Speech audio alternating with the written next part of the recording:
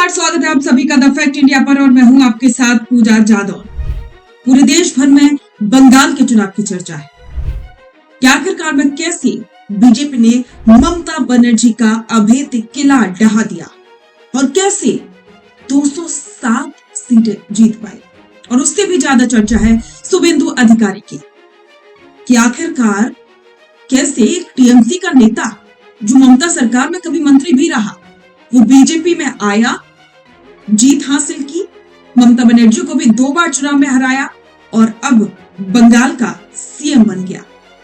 और इसमें अमित शाह का योगदान कितना रहा, आज हम इसी पर विस्तार से बात करेंगे और इसमें क्या गहराई है उसकी भी बात करेंगे। शुभेंदु अधिकारी को मुख्यमंत्री बनाने का सबसे बड़ा कारण भवानीपुर में ममता बनर्जी की करारी हार है। ममता का गढ़ माने जाने वाले भवानीपुर में शुभेंदु ने उन्हें 15,105 वोटों से हरा दिया। इससे पहले 2021 में भी उन्होंने नंदीग्राम में ममता को सीधे मुकाबले में मात दी थी। 2 बार मुख्यमंत्री को उनके सुरक्षित क्षेत्रों में चुनौती देकर अधिकारी ने भाजपा के भीतर अपना कद इतना ऊंचा कर लिया कि बाकी दावेदार अपने आप पीछे छूट गए। शुभेंदु केवल एक नेता नहीं बल्कि टीएमसी की कार्यप्रणाली के इनसाइडर रहे हैं।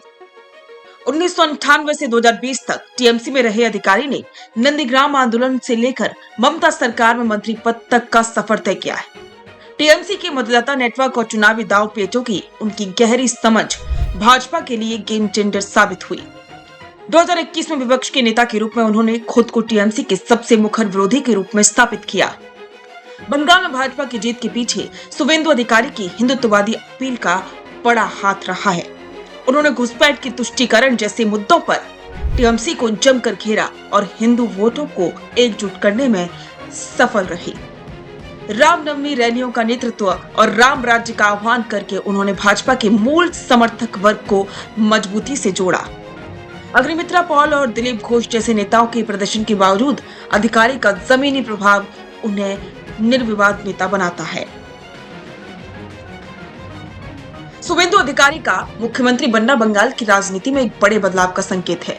अब देखना यह होगा कि जो तेवर उन्होंने चुनाव प्रचार में दिखाए, क्या वही आक्रामकता वे सरकार चलाने में भी दिखाएंगे? क्या बंगाल अब विकास और शांति के नए रास्ते पर चलेगा?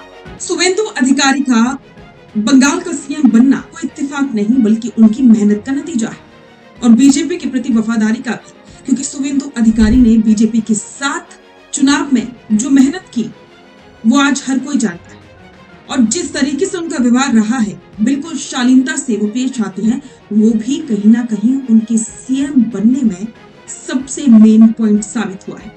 तो आप इसे कैसे देखती हैं? कमेंट में अपनी राय जरूर बताएं और बने रहें द फैक्ट इंडिया के साथ। रुकिए और जरा ध्यान से सुनिए। क्या आप हमारे इन खबरों से अपने व्यापार को भी बढ़ाना चाहते हैं? तो आप भी खबरों के दौरान इस तरह के एलिमेंट्स पर अपना विज्ञापन दे सकते हैं या फिर ऐसे खबर के 1 मिनट बाद अपना पूरा विज्ञापन डलवाएं, जो कि 8 लाख से ज्यादा सब्सक्राइबर्स और फॉलोअर्स वाले द फैक्ट इंडिया चैनल्स और पेजेस से राजस्थान के कोने कोने में पहुंचेगा और इससे आपका व्यापार, ब्रांड सब कुछ बढ़ेगा।